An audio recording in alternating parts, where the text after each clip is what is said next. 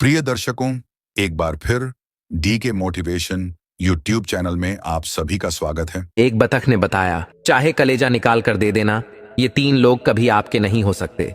ये हमेशा धोखा देते हैं। प्रिय दर्शकों, ये वीडियो आपके जीवन में बहुत ही बड़ा रोल निभाएगी। प्रिय दर्शकों, आपका समय नष्ट न करते हुए कथा को आरंभ करते हैं। जनकपुरी के विशाल साम्राज्य में राजा भानु प्रताप का शासन था। उनका किला गंगा नदी के तट पर स्थित था और उनके न्याय, पराक्रम और करुणा की दूर दूर तक प्रशंसा की जाती थी।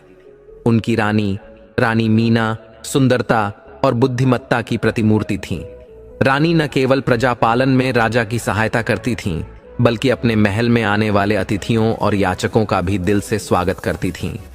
जनकपुरी की गलियों में एक साधारण आदमी रामदीन रहता था। वह एक गरीब तेली था जिसका काम तेल निकालकर बेचने का था।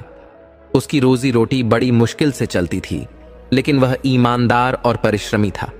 उसका एक सपना था कि एक दिन वह अपनी बेटी की शादी किसी अच्छे घर में करेगा और सम्मानित जीवन जिएगा। रामदीन का पड़ोसी था श्यामू, जो एक शराबी था। श्यामू का जीवन व्यर्थ और लापरवाह था। वह दिन रात शराब के नशे में रहता और किसी तरह की जिम्मेदारी लेने से कतराता था। उसकी हालत देखकर रामदीन अक्सर उसे समझाने की कोशिश करता। श्यामू भैया, ये शराब का नशा तुम्हें कहीं का नहीं छोड़ेगा, संभल जाओ। लेकिन श्यामू कभी उसकी बात को गंभीरता से नहीं लेता था। एक दिन रामदीन की मुलाकात राजा भानु प्रताप के दरबार में हो गई। दरबार में कई बड़े बड़े मामले चल रहे थे, लेकिन रामदीन अपने छोटे से मामले के लिए भी न्याय मांगने की हिम्मत कर चुका था। उसने राजा से कहा, महाराज, मेरी छोटी सी जमीन पर वेश्याओं का डेरा है। वे रात दिन शोर मचाती हैं, जिससे मेरा जीवन दूभर हो गया है। मैं आपसे निवेदन करता हूं कि मेरी मदद करें। राजा भानु प्रताप ने इस बात को गंभीरता से लिया। उन्होंने अपने मंत्री से कहा, इसकी शिकायत का पूरा सच पता लगाया जाए। जनकपुरी में अगर कोई कानून तोड़े तो वह चाहे जो भी हो, उसे बख्शा नहीं जाएगा। रामदीन की झोपड़ी गंगा नदी के किनारे स्थित थी। एक दिन वह अपनी बेटी के साथ गंगा किनारे बैठा था। तभी वहां की वेश्याओं का मुखिया उससे मिलने आया। उसका नाम था वश्या। उसने रामदीन से कहा, हमारा धंधा हमारी मजबूरी है। हमें इस दुनिया ने इस हाल में डाल दिया। हम चाहते हैं कि हमारी भी कोई इज्जत हो, लेकिन समाज हमें मौका नहीं देता। रामदीन इस बात से प्रभावित हुआ। उसने महसूस किया कि वेश्याओं के जीवन का दर्द भी कम नहीं है, लेकिन फिर भी वह अपने परिवार की सुरक्षा के लिए चिंतित था। उसने सोचा, अगर मैं इनका विरोध करूं तो ये लोग और उग्र हो सकते हैं, लेकिन अगर मैं इनकी मदद करूं तो शायद मुझे भी कोई रास्ता मिल जाए। श्यामू और वश्या की जान पहचान थी। दोनों ही जीवन से हार चुके इंसान थे, लेकिन धीरे धीरे उनमें दोस्ती हो गई। श्यामू ने वश्या को बताया कि कैसे उसका भी जीवन बर्बादी की कगार पर है। वश्या ने उसे सलाह दी, तुम्हें इस नशे से बाहर आना होगा। जो जिंदगी हमें नहीं मिली, वह तुम्हें मिल सकती है। श्यामू ने पहली बार सोचा कि शायद उसके जीवन में बदलाव की गुंजाइश है। उसने शराब छोड़ने का फैसला किया और रामदीन से माफी मांगी। रामदीन ने उसे माफ कर दिया और कहा, जीवन में गलती करना बुरा नहीं है, लेकिन गलती पर अड़े रहना बुरा है। अगर तुम सच में बदलना चाहते हो तो मैं तुम्हारी मदद करूंगा। कुछ दिनों बाद राजा भानु प्रताप ने जनकपुरी की समस्याओं पर विचार करने के लिए दरबार में बैठक बुलाई। रामदीन, श्यामू और वश्या को भी दरबार में बुलाया गया। राजा ने सबकी बातें सुनी और फैसला किया कि वेश्याओं के पुनर्वास के लिए शहर के बाहर एक अलग बस्ती बसाई जाएगी।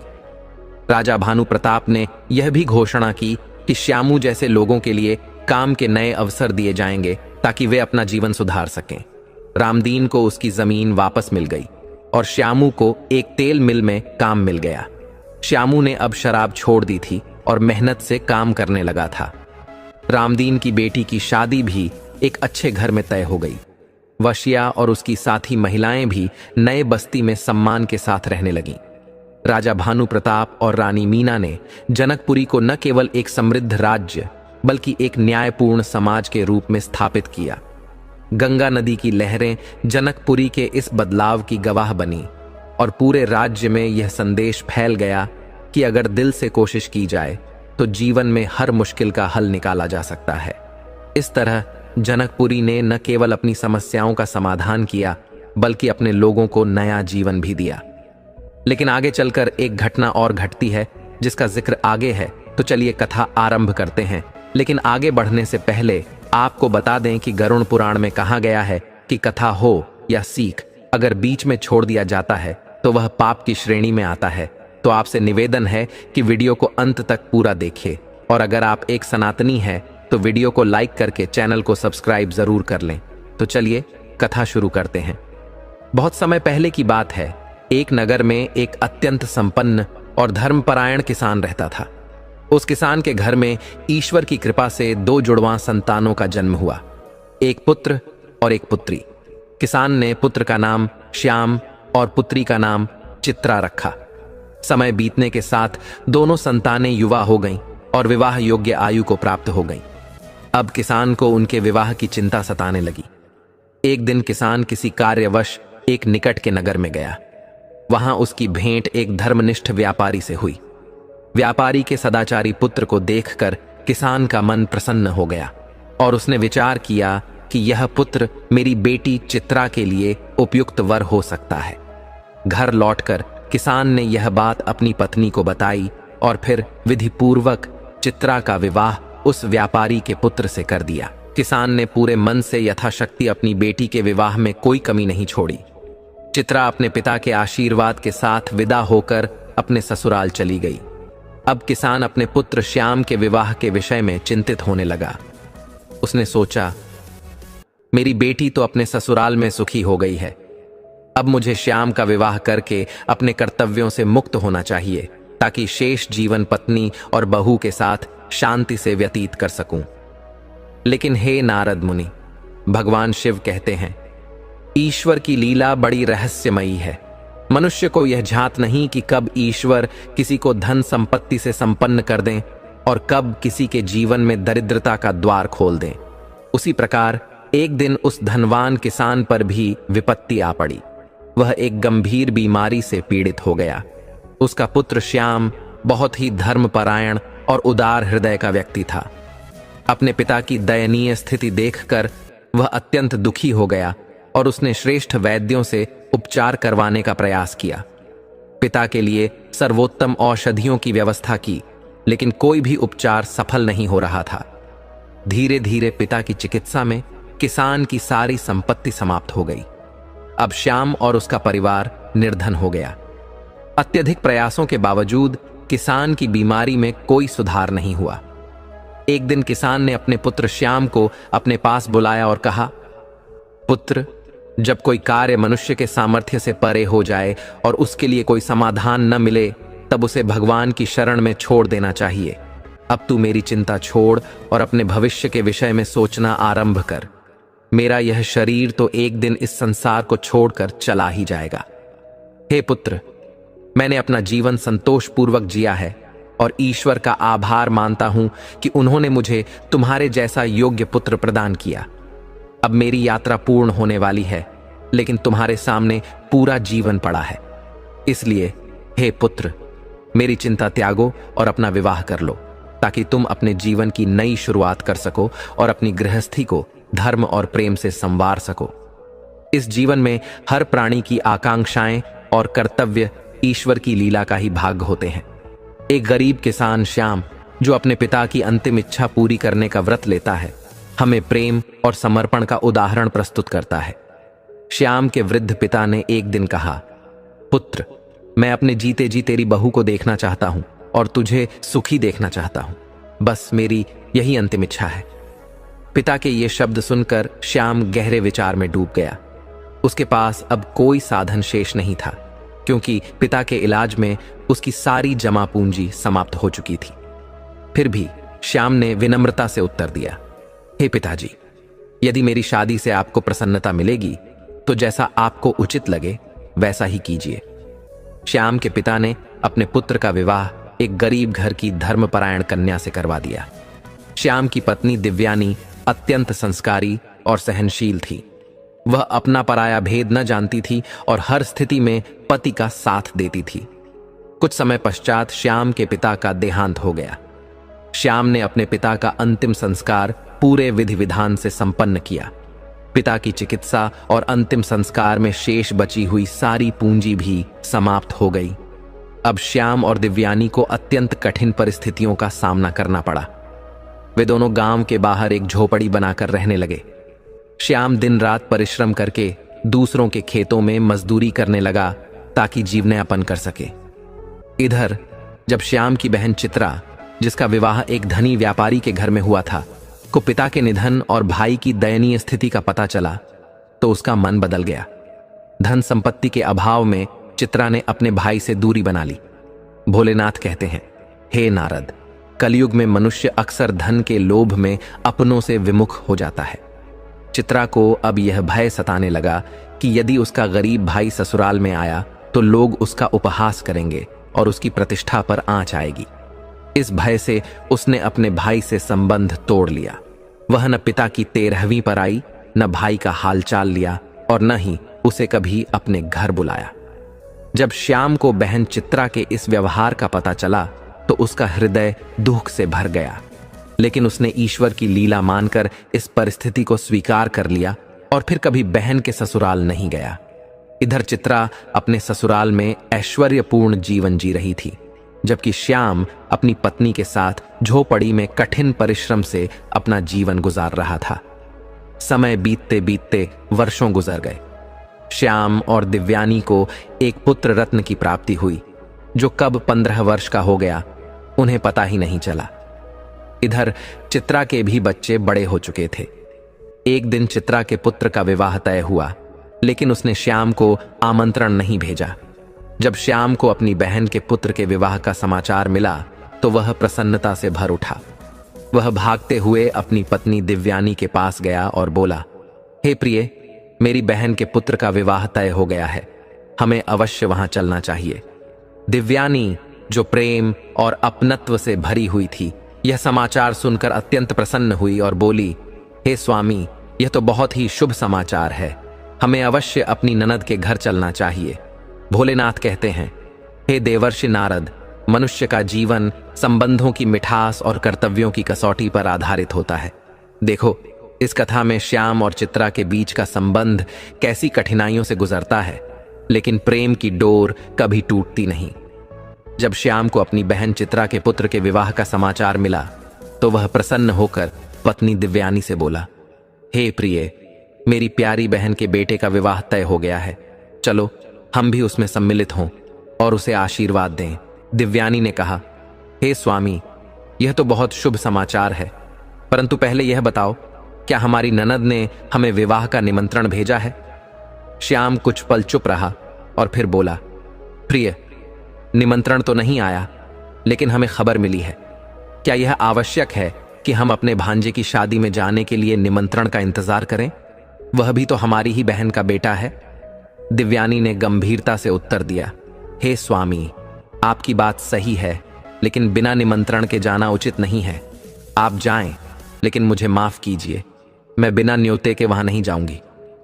श्याम ने अपनी पत्नी को समझाते हुए कहा, प्रिय, हो सकता है व्यस्तता के कारण वे हमें निमंत्रण भेजना भूल गए हों, या फिर ऐसा भी हो सकता है कि निमंत्रण भेजा गया हो लेकिन हम तक न पहुंचा हो। हमें इस बात पर विचार नहीं करना चाहिए। चलो, हमारे बेटे को भी तैयार कर लो और मेरे साथ चलो।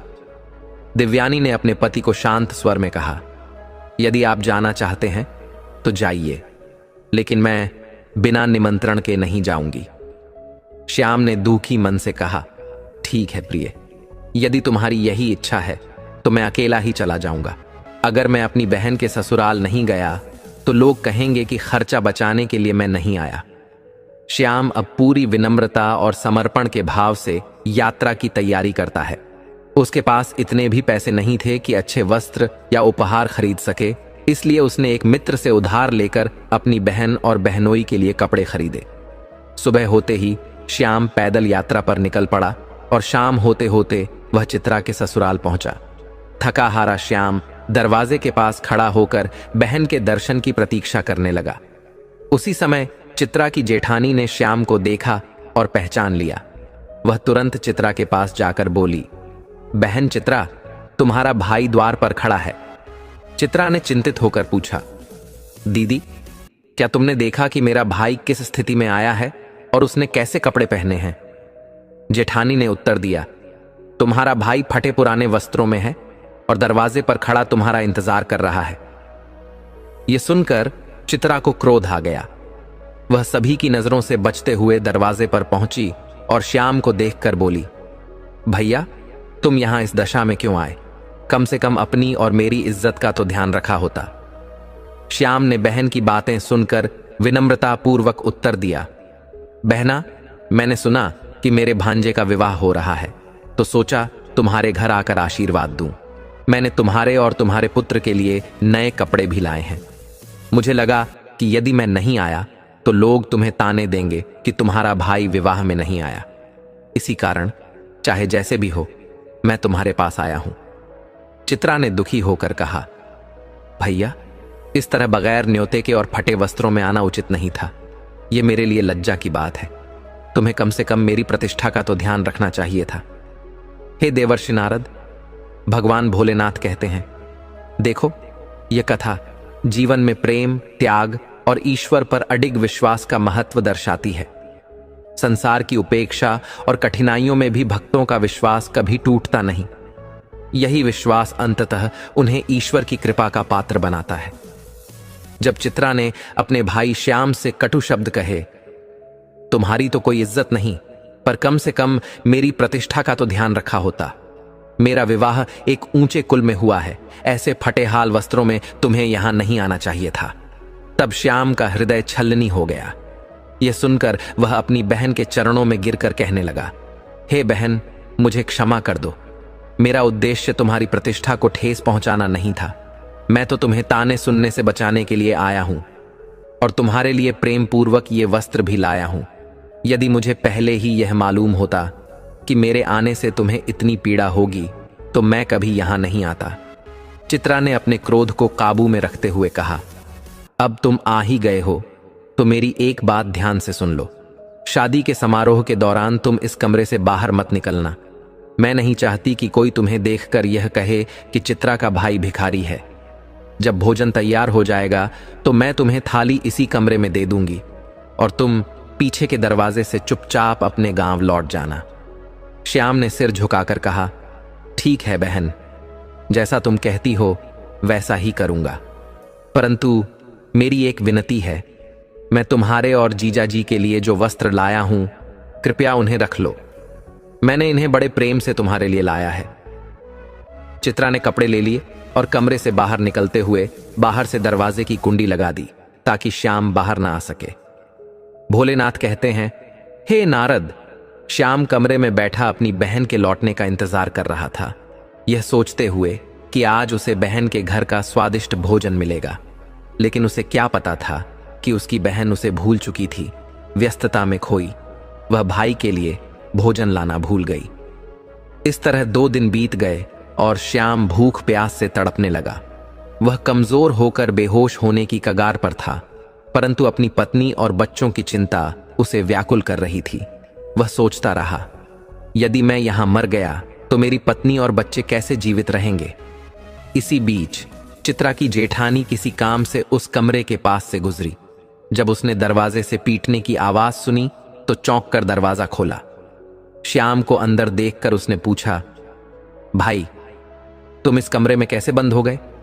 श्याम ने अपनी बहन की प्रतिष्ठा बचाने के लिए कहा, दीदी, मैं आराम कर रहा था।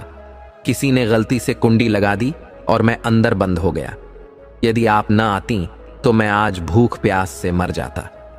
भगवान भोलेनाथ कहते हैं, श्याम ने बिना शिकायत के सब कुछ सहा ताकि उसकी बहन की प्रतिष्ठा बनी रहे। ऐसा त्याग वही कर सकता है जिसके हृदय में सच्चा प्रेम और करुणा हो। 3 दिन का भूखा प्यासा श्याम चुपचाप पीछे के दरवाजे से निकलकर अपने गांव की ओर चल पड़ा। यात्रा के दौरान उसकी हालत और बिगड़ती गई। कमजोरी के कारण वह लड़खड़ाने लगा और अंततः बेहोश होकर गिरने ही वाला था कि तभी वहां एक वृद्धा प्रकट हुई। उसने श्याम को गिरने से पहले थाम लिया और अपनी गोद में सुला दिया। जब कुछ समय बाद श्याम को होश आया तो उसने अपने आप को उस वृद्धा की गोद में पाया। वह तत्काल उठ खड़ा हुआ और बोला, हे मां, आप कौन हैं? जिन्होंने मेरी प्राण रक्षा की। भोलेनाथ मुस्कुराते हुए कहते हैं, हे नारद, वह वृद्धा कोई साधारण स्त्री नहीं बल्कि स्वयं देवी मां थी। श्याम की पत्नी दिव्यानी रोज श्रद्धापूर्वक उनकी पूजा किया करती थी। उसी भक्ति से प्रसन्न होकर देवी मां ने स्वयं प्रकट होकर श्याम की रक्षा की। देवी मां ने श्याम को आशीर्वाद देते हुए कहा, वत्स, चिंता मत करो, तुम्हारी कठिनाइयों का अंत अब निकट है। तुम्हारी पत्नी की भक्ति और तुम्हारा प्रेम ईश्वर के लिए अत्यंत प्रिय है। याद रखो, जो प्रेम और समर्पण से जीवन जीते हैं, उनके जीवन में चाहे कैसी भी कठिनाई आए, ईश्वर सदा उनकी रक्षा करते हैं। भोलेनाथ कहते हैं, हे देवर्षि नारद, देखो, यह कथा ईश्वर की कृपा, प्रेम और धैर्य की महिमा को प्रकट करती है। जीवन में चाहे कैसी भी कठिनाई क्यों ना हो, सच्चे प्रेम और भक्ति से अंततः ईश्वर अपने भक्त की रक्षा अवश्य करते हैं। जब श्याम गिरने ही वाला था, उसी समय देवी मां प्रकट होकर उसे संभाल लेती हैं और उसके सिर को अपनी गोद में रखकर सुला देती हैं। जब श्याम को होश आया तो उसने वृद्धा का धन्यवाद किया और अपने गांव जाने के लिए निकलने लगा। तभी वह वृद्धा बोली, बेटा, तुम कहां से आ रहे हो और कहां जा रहे हो? श्याम ने नम्रता से उत्तर दिया, हे मां, मैं अपनी बहन के घर से आ रहा हूं। मेरे भांजे की शादी थी, इसलिए वहां गया था। अब मैं अपने गांव लौट रहा हूं। वृद्धा ने करुणा भरे स्वर में पूछा, तो फिर पुत्र, तुम खाली हाथ क्यों जा रहे हो? क्या तुम्हारी बहन ने तुम्हारी पत्नी और बच्चों के लिए कुछ नहीं दिया? यह प्रश्न सुनकर श्याम की आंखों से आंसू छलक पड़े। उसने कहा, हे मां, मेरी बहन ने मुझे न केवल निरादर किया बल्कि कमरे में बंद कर दिया। मैं उसे बदनाम नहीं करना चाहता था, लेकिन आपको सच बताना आवश्यक लगा। देवी मां ने श्याम को सांत्वना देते हुए कहा, वत्स, चिंता मत करो, जो हुआ उसे भुला दो। यहां पास ही मेरा एक बगीचा है जहां अनेक प्रकार के फल लगे हैं। तुम वहां जाकर कुछ फल खा लो ताकि 3 दिन की भूख मिट सके। साथ ही कुछ फल अपनी पत्नी और बच्चों के लिए भी ले जाना। जब वे पूछें कि बहन के घर से क्या लाए हो, तो कह देना कि ये फल तुम्हारी बहन ने भेजे हैं। इस तरह तुम अपनी प्रतिष्ठा भी बनाए रखोगे और परिवार को खुश रख पाओगे। श्याम ने देवी मां की बातों का आदरपूर्वक पालन किया और बगीचे में पहुंचकर फलों को तोड़ा। पेट भरकर उसने कुछ फल अपने थैले में भी रख लिए। फिर देवी मां से आशीर्वाद लेकर वह अपने गांव की ओर चल पड़ा। भोलेनाथ कहते हैं, हे नारद, यह कोई साधारण वृद्धा नहीं, स्वयं देवी मां थीं, जो श्याम की पत्नी दिव्यानी की भक्ति से प्रसन्न होकर उसकी सहायता के लिए आईं। जब श्याम अपने घर पहुंचा तो उसके बच्चे और पत्नी दौड़कर उसके पास आए और पूछने लगे, बुआ के घर से क्या लेकर आए हो? श्याम ने थैला अपनी पत्नी दिव्यानी को थमा दिया और स्वयं मन की अशांति मिटाने के लिए खेतों की ओर चल पड़ा। वह सोचने लगा, मेरी बहन जो रक्षाबंधन पर मुझसे इतना प्रेम करती थी, आज इतनी निर्दयी कैसे हो गई? क्या केवल गरीबी ने हमारे रिश्ते को बदल दिया? इधर जब दिव्यानी ने थैला खोला तो आश्चर्यचकित रह गई। थैले में साधारण फल नहीं बल्कि सोने चांदी से बने फल थे। अनार के भीतर से हीरे मोती चमक रहे थे। यह दृश्य देखकर दिव्यानी हर्ष से भर उठी और भागते हुए अपने पति के पास खेतों में पहुंची। वह बोली, हे स्वामी, तुमने कहा था कि ये फल बहन के घर से लाए हो, लेकिन ये साधारण फल नहीं है। अनार के भीतर से हीरे निकले हैं। यह चमत्कार कैसे हुआ? श्याम को यह सुनकर आश्चर्य हुआ। उसने सोचा, शायद वह बूढ़ी औरत वास्तव में कोई साधारण स्त्री नहीं थी। भोलेनाथ मुस्कुराते हुए कहते हैं, हे नारद, वह वृद्धा साक्षात देवी मां का रूप थी, जो श्याम की भक्ति और निस्वार्थ प्रेम को देखकर उसे आशीर्वाद देने आई थी। जीवन में जो लोग प्रेम, धैर्य और भक्ति से अपना धर्म निभाते हैं, उनके जीवन में अंततः ईश्वर की कृपा प्रकट होती है। भोलेनाथ कहते हैं, हे देवर्षि नारद, देखो, प्रेम, धैर्य और क्षमा का पथ अपनाने वाले भक्त को अंततः ईश्वर की कृपा अवश्य प्राप्त होती है। यह कथा श्याम की सहनशीलता, उसकी क्षमा और देवी मां के आशीर्वाद की महिमा को प्रकट करती है। जब श्याम ने अपने बच्चों और पत्नी के लिए थैला सौंपा तो दिव्यानी ने थैले को पलटते ही उसमें से सोने चांदी के आभूषण और हीरे मोती देखे। वह आश्चर्यचकित होकर बोली, हे प्रिय, हमारी ननंद ने तो सचमुच हमारा भाग्य बदल दिया। उसने हमें फलों में छुपाकर इतने बहुमूल्य आभूषण भेजे हैं। श्याम यह समझ गया कि रास्ते में जो वृद्धा उसे मिली थी वह कोई साधारण स्त्री नहीं थी, बल्कि स्वयं देवी मां का अवतार थी। उसने मन ही मन देवी मां का धन्यवाद किया और इस चमत्कार का रहस्य पत्नी से छुपा लिया, ताकि वह बहन चित्रा के प्रति मन में कोई द्वेष न रखे। समय बीतने के साथ श्याम अब पहले से भी अधिक धनी हो गया। उसने अपनी पत्नी और बच्चों के लिए एक भव्य महल बनवाया, जहां राजा महाराजाओं जैसी शान शौकत थी। पहले जो लोग श्याम की ओर देखना भी पसंद नहीं करते थे, वे अब उसके मान सम्मान में बढ़ चढ़कर हिस्सा लेने लगे। एक दिन दिव्यानी ने कहा, हे स्वामी, सावन का महीना आने वाला है। इस पावन महीने में सभी स्त्रियां अपने मायके जाती हैं। तुम भी अपनी बहन को हमारे घर बुला लाओ, ताकि वह इस महल को देख सके और मैं भी उससे मिल सकूं। दिव्यानी का हृदय ननंद के प्रति प्रेम और कृतज्ञता से भरा था। उसे विश्वास था कि उनके जीवन में जो सुख और समृद्धि आई है वह चित्रा के आशीर्वाद के कारण ही संभव हुआ है। श्याम ने पत्नी की बात मान ली और अपनी बहन चित्रा को बुलाने के लिए फिर से उसके ससुराल की ओर चल दिया। इस बार श्याम राजा महाराजाओं की पोशाक में सजी धजी रथ पर सवार होकर पहुंचा। जब चित्रा की जेठानी ने श्याम को भव्य पोशाक और रथ में आते देखा तो वह दौड़ी दौड़ी चित्रा के पास गई और बोली, चित्रा बहन, तेरा भाई फिर से आया है, लेकिन इस बार वह किसी भिखारी की तरह नहीं, बल्कि राजा महाराजा की तरह दिख रहा है। उसके आगे पीछे सैनिक चल रहे हैं और एक सुंदर सजी हुई रथ गाड़ी द्वार पर खड़ी है। चित्रा को यकीन नहीं हुआ। वह सोचने लगी, कल तक जो भाई मेरे दरवाजे पर फटेहाल खड़ा था, वह अचानक राजा महाराजा कैसे बन गया। सच्चाई जानने के लिए वह छुपकर भाई को देखने लगी। जैसे ही चित्रा ने अपने भाई को राजा जैसी पोशाक में देखा, वह आश्चर्यचकित रह गई। उसे समझ नहीं आ रहा था कि उसका भाई, जो कल तक भिखारी था, अब इतना समृद्ध कैसे हो गया। चित्रा तुरंत आरती का थाल सजाकर अपने भाई की आरती उतारने के लिए दौड़ी। उसने श्याम से कहा, भैया, मुझे माफ कर दो। मैंने तुम्हारे साथ अन्याय किया और तुम्हें कष्ट दिया। मुझे नहीं पता था कि ईश्वर का न्याय इतना तेजी से होगा। श्याम ने मुस्कुराते हुए कहा, बहन, तुमसे गलती हुई, लेकिन मैंने तुम्हें पहले ही क्षमा कर दिया था। बुरे वक्त में जो होता है उसे भूल जाना ही सही है। अब तुम मेरे साथ चलो, तुम्हारी भाभी ने तुम्हें बुलाने के लिए भेजा है। चित्रा खुशी खुशी अपने भाई के साथ चलने के लिए तैयार हो गई। वह सजे हुए रथ पर बैठकर अपने मायके पहुंची। महल की भव्यता और श्याम की समृद्धि को देखकर चित्रा दंग रह गई। उसे विश्वास ही नहीं हुआ कि उसका भाई अब इतना धनवान हो चुका है। महल में पहुंचते ही दिव्यानी ने ननंद की खूब सेवा की और 7 दिनों तक उसे अपनी पलकों पर बिठाकर रखा। दिव्यानी के मन में यह दृढ़ विश्वास था कि यह सारी समृद्धि उसकी ननंद के आशीर्वाद से मिली है। श्याम ने कभी अपनी पत्नी को यह नहीं बताया कि यह समृद्धि देवी मां के आशीर्वाद से मिली है। वह नहीं चाहता था कि उसकी पत्नी अपनी ननंद से कोई द्वेष रखे। वह जानता था कि यदि बहन ने उससे कठोर व्यवहार नहीं किया होता तो उसे देवी मां का आशीर्वाद नहीं मिलता।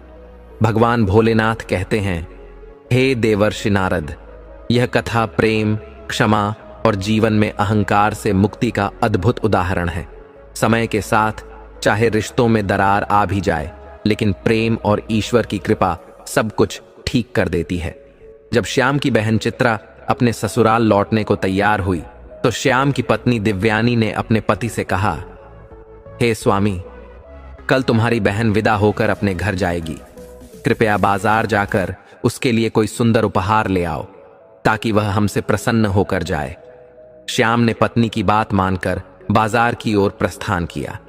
वहां उसने एक मोची की दुकान पर जाकर कहा, हे भाई, मैं अपनी बहन के लिए ऐसी जूती बनवाना चाहता हूं जो चलने पर बोले। क्या तुम इसे बना सकते हो? मोची ने कहा, सेठ जी, मैं ऐसी जूती बना दूंगा, पर इसकी कीमत बहुत अधिक होगी। श्याम ने उत्तर दिया, पैसे की चिंता मत करो, बस ऐसी जूती बना दो जो चलते चलते 8 विशेष बातें कहे। ये वही बातें हैं जो एक वृद्धा ने मुझे जीवन का सत्य समझाते हुए बताई थीं। श्याम ने मोची को 8 ज्ञानवर्धक बातें बताते हुए कहा, 1. अज्ञानता और आलस्य मनुष्य को सदा दरिद्र बनाए रखते हैं। 2. जो समय के भरोसे बैठा रहता है वह जीवन में कभी समृद्धि नहीं पाता। 3. परिवर्तन से बचने वाला व्यक्ति सदैव अवनति को प्राप्त करता है। 4. गरीबी से बड़ा कोई अभिशाप नहीं है, इसलिए ज्ञान का अर्जन अनिवार्य है। 5. समय को दोष देने के बजाय कर्मयोग में लगना चाहिए। 6. भाग्य उन्हीं का साथ देता है जो परिश्रम करते हैं। 7. प्रेम और करुणा का भाव सदा बनाए रखो, चाहे सामने वाला कितना ही निर्धन क्यों ना हो। 8. धन और दौलत से रिश्ते नहीं बनते, सच्चा प्रेम और सम्मान ही संबंधों का आधार होते हैं। मोची ने हीरे जवाहरात से जड़ी सोने चांदी की जूतियां बनाई जो इन 8 बातों को बोलती थीं। श्याम ने ये जूतियां अपनी बहन चित्रा को भेंट की। चित्रा, जो पहले से ही धन की लोभी थी, इन अनमोल जूतियों को पाकर अत्यंत प्रसन्न हो गई। जब चित्रा अपने ससुराल पहुंची तो उसकी देवरानी और जेठानी ने पूछा, तुम्हारे भाई ने तुम्हें क्या उपहार दिया? चित्रा ने गर्व से उन जूतियों को दिखाया और पहनकर चलने लगी। जैसे ही वह चली, जूतियां बोलने लगीं। पैसों के बाजार में बदल गई तहजीब, धन दौलत से जुड़े रिश्ते और हुए गरीब। जूतियों की इन बातों को सुनकर चित्रा का सिर शर्म से झुक गया। वह अपने भाई के प्रति किए गए दुर्व्यवहार को याद कर फूट फूट कर रोने लगी। उसकी देवरानी और जेठानी ने उसे समझाया, हे बहन, घमंड का त्याग करो। जो व्यक्ति धन का घमंड करता है उससे माता लक्ष्मी सदा के लिए दूर हो जाती है। जीवन में प्रेम और विनम्रता का महत्व सबसे बड़ा है। चित्रा का हृदय पिघल गया और उसने निर्णय लिया कि वह आगे से सबसे प्रेम पूर्वक व्यवहार करेगी। उसने अपने भाई को अपमानित करने के लिए मन ही मन क्षमा मांगी। भोलेनाथ कहते हैं, हे नारद, समय के साथ भाई बहन के बीच आई दरार भर गई। श्याम और चित्रा का प्रेम फिर से प्रगाढ़ हो गया। श्याम ने कभी अपनी पत्नी दिव्यानी को यह नहीं बताया कि उसकी समृद्ध देवी मां के आशीर्वाद से हुई थी। वह नहीं चाहता था कि दिव्यानी ननद से कोई द्वेष रखे। उसने सोचा, यदि मेरी बहन ने मुझसे कठोर व्यवहार न किया होता तो मुझे देवी मां का आशीर्वाद भी नहीं मिलता। जीवन की हर घटना में ईश्वर की कोई न कोई योजना अवश्य होती है। भोलेनाथ कहते हैं, यह कथा हमें सिखाती है कि जीवन में प्रेम, करुणा और क्षमा सबसे बड़े गुण हैं। रिश्तों में चाहे कैसी भी कठिनाई क्यों ना आए, प्रेम और समझदारी से हर समस्या का समाधान संभव है। देवर्षि नारद ने प्रसन्न होकर कहा, हे प्रभु, आपकी यह कथा अत्यंत सद्गुण संपन्न है और मुझे इसके अवलोकन का सौभाग्य प्राप्त हुआ। आपकी कृपा से मैं इसे संसार में फैलाऊंगा ताकि लोग इससे प्रेरणा ले सकें। मित्रों, इस कथा का संदेश यही है कि प्रेम, क्षमा और परिश्रम जीवन में सबसे बड़े गुण हैं। अहंकार से सदा बचें और रिश्तों में प्रेम बनाए रखें। जो व्यक्ति सच्चे दिल से प्रेम करता है उसकी सहायता ईश्वर अवश्य करते हैं। यदि यह कथा आपके हृदय को छू गई हो तो कृपया इसे अपने मित्रों और परिवार के साथ साझा करें। हमारे चैनल को सब्सक्राइब करना न भूलें और इस ज्ञान को फैलाने में सहयोग दें। अंत में धन्यवाद कि आपने इस कथा को पूरा सुना। ईश्वर सदा आपके जीवन को प्रेम और सुख समृद्धि से भरे। मित्रों, यह प्रश्न हम सभी के मन में कभी न कभी उठता है, आखिर क्यों अच्छे लोगों के जीवन में दुख आते हैं? क्या यह ईश्वर की कोई विशेष योजना होती है? इस रहस्य को समझने के लिए मैं आपको एक मार्मिक कथा सुनाता हूं। एक नगर में एक विधवा स्त्री अपनी 3 छोटी बच्चियों के साथ रहती थी। जवानी में ही उसके पति का स्वर्गवास हो गया। अब अपने बच्चों की देखभाल का सारा भार उसी पर आ गया था। समाज की उपेक्षा और आर्थिक तंगी से जूझते हुए भी वह अपने बच्चों को पालने का हर संभव प्रयास करती रही। दिन रात अपने पति की याद में आंसू बहाते हुए वह बीमार रहने लगी। धीरे धीरे उसकी हालत इतनी बिगड़ गई कि अंत समय निकट आ गया। धर्मराज के आदेश पर एक देवदूत उसके प्राण लेने के लिए पृथ्वी पर आया, लेकिन जब वह स्त्री के घर पहुंचा तो उसने देखा कि वह बेहोश पड़ी है और उसकी 3 बच्चियां उससे लिपटी रो रही हैं। सबसे छोटी बच्ची उसकी छाती से लिपटकर अपनी मां को जगाने की कोशिश कर रही थी। इस करुण दृश्य को देखकर देवदूत का हृदय पिघल गया। उसने सोचा, इन बच्चियों का पिता तो पहले ही चला गया, अगर मैं अब इनकी मां को भी ले गया तो ये बेसहारा हो जाएंगी। दयावश उसने स्त्री के प्राण नहीं लिए और खाली हाथ लौट गया। जब देवदूत धर्मराज के पास पहुंचा और घटना सुनाई तो धर्मराज ने कहा, मूर्ख, ईश्वर की योजना में हस्तक्षेप करने का तुम्हें अधिकार नहीं है।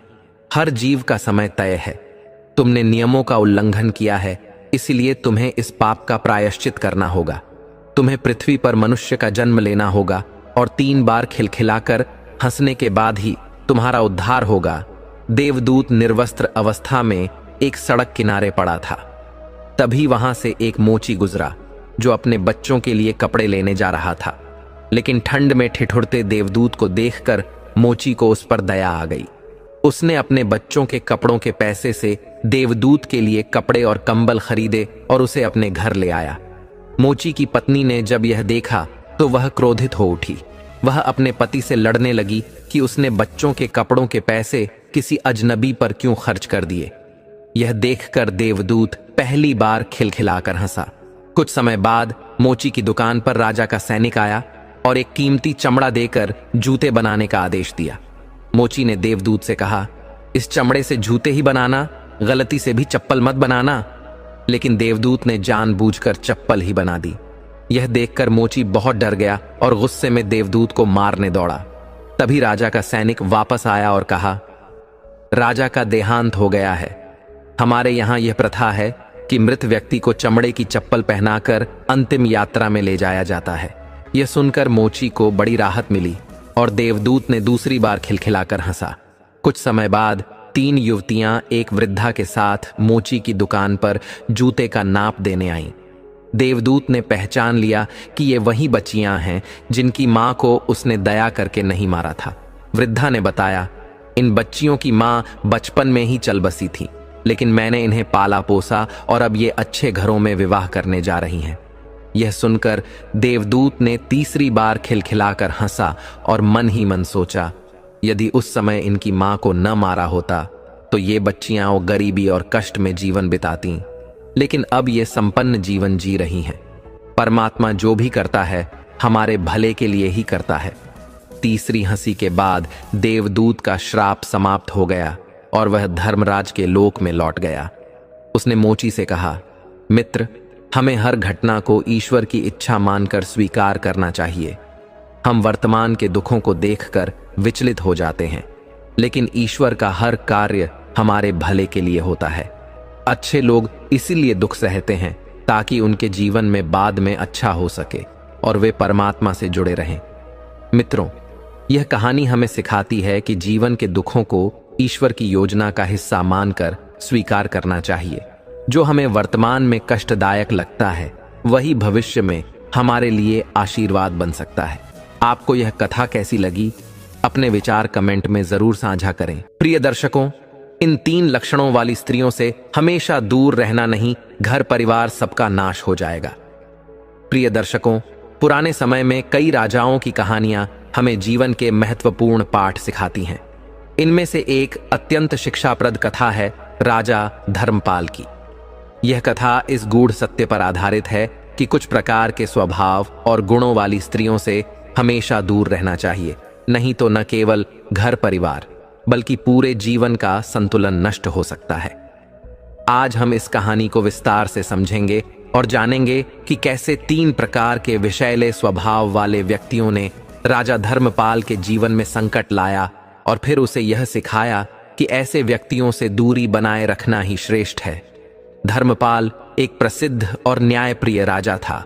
वह अपने राज्य की प्रजा के कल्याण के प्रति समर्पित था और उसका परिवार सुख शांति से भरा हुआ था। उसकी रानी बहुत ही विदुषी और स्नेही स्वभाव की थी और उनके बीच प्रेम और सम्मान का संबंध था। लेकिन दुर्भाग्य से रानी की असमय मृत्यु हो गई, जिसने राजा के जीवन में गहरा शोक और अकेलापन भर दिया। रानी के जाने के बाद राजा धर्मपाल का जीवन बिखरने लगा। न तो वह राज्य के कामों में पहले जैसी रुचि दिखा पा रहा था और न ही उसे कोई मन की शांति मिल रही थी।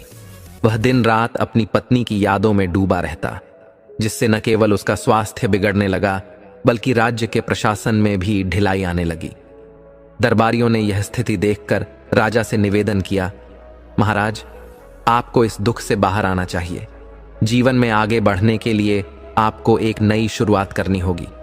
हमें विश्वास है कि यदि आप किसी योग्य स्त्री से विवाह करेंगे तो न केवल आपका व्यक्तिगत जीवन सुधरेगा बल्कि राज्य का प्रशासन भी पुनः सुदृढ़ होगा। राजा ने कुछ सोच विचार के बाद 3 स्त्रियों से विवाह करने का निर्णय लिया, लेकिन उसे यह आभास नहीं था कि इनमें से प्रत्येक विवाह उसके जीवन में एक महत्वपूर्ण सीख लेकर आएगा। राजा धर्मपाल ने पहली स्त्री से विवाह किया जो अत्यंत सुंदर और आकर्षक थी। उसकी सौंदर्य और आकर्षण के कारण राजा को लगा कि यह विवाह उसके जीवन में शांति और प्रेम लाएगा। लेकिन विवाह के कुछ ही समय बाद स्त्री का वास्तविक स्वभाव सामने आने लगा। यह स्त्री अत्यंत लालची और स्वार्थी थी। वह हर समय कीमती आभूषण, महंगे वस्त्र और विलासिता की वस्तुएं मांगती रहती। उसे अपने सुख साधनों से कभी संतोष नहीं होता था। हर दिन उसकी मांगें बढ़ती जातीं और वह हमेशा दूसरों के सामने अपने वैभव को प्रदर्शित करने की कोशिश करती। राजा धर्मपाल ने प्रारंभ में उसकी इच्छाओं को पूरा करने की कोशिश की, लेकिन धीरे धीरे उसकी मांगें राजा के खजाने पर बोझ डालने लगीं। राज्य के महत्वपूर्ण कार्यों में धन का अभाव होने लगा, लेकिन वह स्त्री अपने स्वार्थ और लालच से पीछे नहीं हटी। इस स्त्री के लालच ने राजा की शांति छीन ली और उसका जीवन तनाव से भर गया। राजा ने महसूस किया कि स्वार्थ और लालच से भरे संबंध कभी सुखद नहीं होते। इस घटना ने राजा को सिखाया कि ऐसी स्त्रियां जो केवल भौतिक सुखों में डूबी रहती हैं और कभी संतुष्ट नहीं होती, परिवार को भीतर से खोखला कर देती हैं। संत ने कहा, लालच से भरी स्त्री या व्यक्ति से जितनी दूरी रखी जाए उतना ही अच्छा है। स्वार्थी व्यक्ति केवल अपने लाभ के बारे में सोचता है और परिवार को संकट में डाल देता है। राजा ने दूसरी स्त्री से विवाह किया, लेकिन यह विवाह उसके जीवन में और भी बड़ी चुनौती लेकर आया। यह स्त्री स्वभाव से अत्यंत झगड़ालू और अहंकारी थी। वह छोटी छोटी बातों पर हंगामा खड़ा कर देती और हर समय दूसरों पर अधिकार जमाने की कोशिश करती। वह महल में नौकरों के साथ दुर्व्यवहार करती, दरबारियों का अपमान करती और यहां तक कि राजा को भी अपने क्रोध का शिकार बनाती। उसे हमेशा यह लगता था कि उसकी बात ही सही है और दूसरों की राय का कोई मूल्य नहीं है। इस स्त्री के झगड़ालू स्वभाव के कारण महल का माहौल तनावपूर्ण हो गया।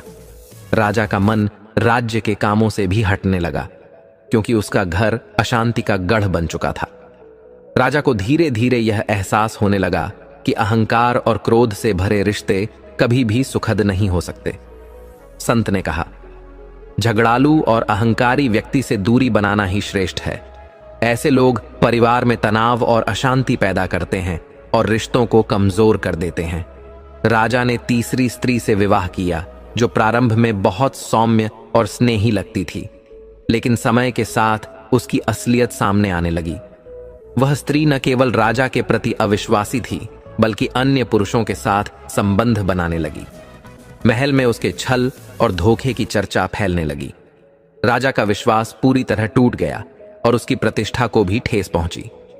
प्रजा में यह बात फैल गई कि जो राजा अपने घर को नहीं संभाल सकता, वह राज्य कैसे संभालेगा।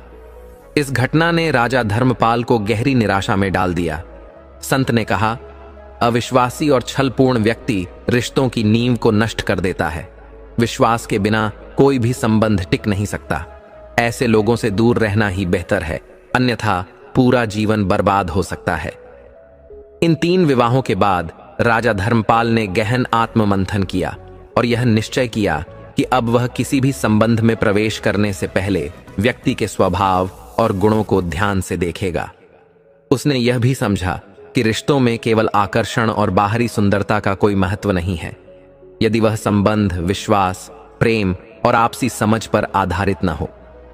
राजा ने अपने जीवन की गलतियों से सीख ली और राज्य के प्रशासन पर ध्यान केंद्रित किया। उसने यह सुनिश्चित किया कि वह स्वयं और उसका राज्य भविष्य में ऐसी गलतियों से बच सके। संत ने इस कहानी के अंत में अपने शिष्यों को संबोधित करते हुए कहा, मनुष्य को अपने जीवन में ऐसे संबंधों से हमेशा बचना चाहिए जिनमें लालच, अहंकार या अविश्वास का वास हो। ये तीनों लक्षण न केवल एक व्यक्ति के जीवन को बर्बाद कर सकते हैं, बल्कि पूरे परिवार और समाज को भी प्रभावित कर सकते हैं। उन्होंने यह भी कहा, रिश्तों में विश्वास, प्रेम और संतोष का होना बहुत जरूरी है। यदि कोई व्यक्ति या संबंध इन मूल्यों से विहीन है तो उससे दूरी बनाना ही बेहतर है। राजा धर्मपाल की यह कहानी हमें सिखाती है कि रिश्तों में केवल आकर्षण और भौतिक सुखों से ज्यादा महत्वपूर्ण चीजें हैं, जैसे विश्वास, प्रेम और समझदारी। लालच, अहंकार और अविश्वास न केवल व्यक्तिगत जीवन को प्रभावित करते हैं, बल्कि पूरे परिवार और समाज को भी संकट में डाल सकते हैं। इसलिए हमें यह समझना चाहिए कि जीवन में अच्छे संबंधों का चयन करना बहुत जरूरी है। रिश्ते केवल दिखावे या बाहरी सुंदरता पर आधारित नहीं होने चाहिए, बल्कि उन्हें प्रेम, विश्वास और सहयोग से सींचा जाना चाहिए। रिश्तों में जो लोग लालच, अहंकार या छल कपट से भरे होते हैं, उनसे हमेशा दूरी बनाए रखना ही बेहतर है। यही जीवन में शांति और समृद्धि का मार्ग है। यह कथा हमें यह समझने में मदद करती है कि सही रिश्तों का चयन जीवन की सबसे बड़ी कला है। आशा है कि इस कहानी से आप जीवन के रिश्तों के बारे में गहरी समझ प्राप्त कर पाए होंगे। प्रिय दर्शकों, हम आशा करते हैं आपको यह कहानी बेहद पसंद आई होगी और आप इस कहानी से बहुत ही प्रेरणा लेंगे। तो मिलते हैं आपसे अगली वीडियो में। तब तक के लिए अपना ख्याल रखिए और खुश रहिए। धन्यवाद।